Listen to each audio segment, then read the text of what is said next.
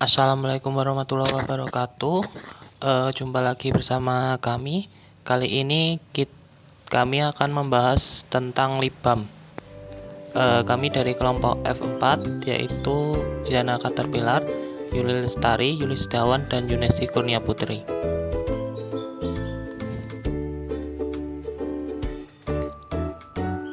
Untuk pendahuluan, Libam adalah produk kecantikan yang dioleskan pada bibir untuk menjaga kelembapan bibir. Untuk pembuatannya dari alat yaitu timbangan analitik, cawan porselen, water bath, pengaduk, dan kertas pH. Untuk bahannya yaitu setil alkohol seberat 8 gram sebagai pengental, adepselane 11 gram sebagai bahan utama untuk melembabkan bibir, sera alba 16 gram untuk memberi kekerasan, tuin 80 seberat 5 gram untuk surfaktan, nipagin 0,2 gram untuk pengawet, parafin cair sampai 100 gram sebagai emolien, dan ditambah pewangi secukupnya untuk korigen odorisnya.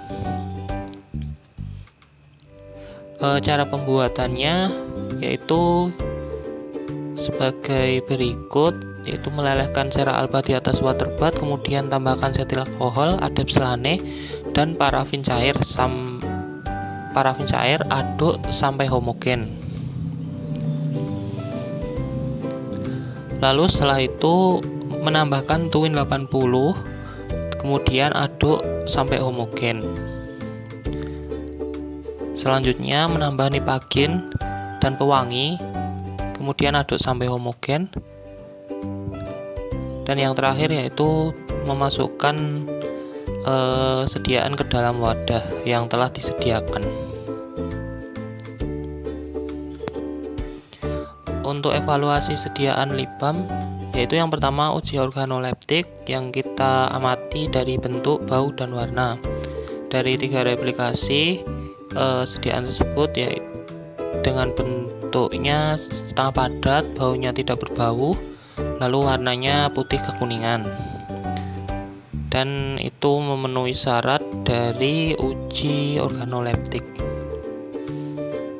Selanjutnya yaitu uji nilai pH. Nah, uji nilai pH ini alat yang digunakan adalah kertas indikator pH. Syarat nilai pH sediaan 4,5 sampai 6,5.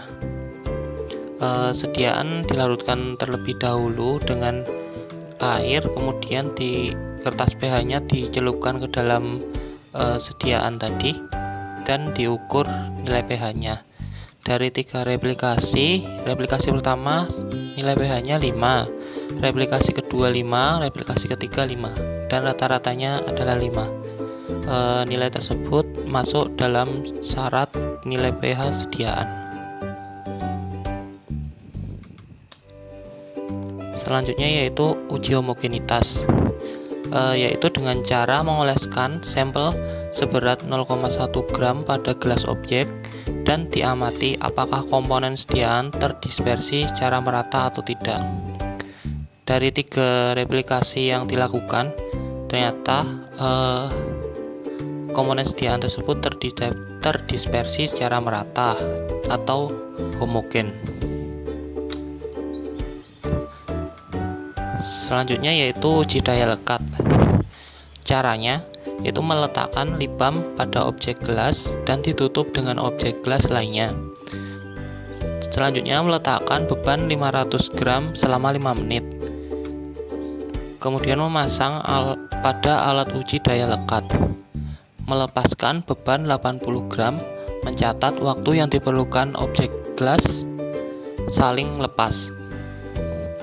Dari 3 replikasi yang dilakukan, daya lekatnya replikasi pertama 4,20, replikasi kedua 4,22 detik, replikasi ketiga 4,21 detik. Rata-rata yaitu 4,21 detik. Hal tersebut memenuhi syarat dari uji daya lekat, yaitu sebesar syaratnya itu 4 detik. Jadi di atas 4 detik itu udah memenuhi syarat. Selanjutnya adalah uji daya sebar. Caranya yaitu meletakkan lip balm pada kaca bulat berskala pada bagian tengah. Kemudian tutup dengan kaca bulat lainnya. Ukur diameter penyebaran pada dua posisi pengukuran. Setelah itu, beri beban 50 gram, diamkan 1 menit dan ukur diameternya. Setelah itu, beban yang diberikan ditambah menjadi 100 gram, 150 gram, 200 gram, 250 gram.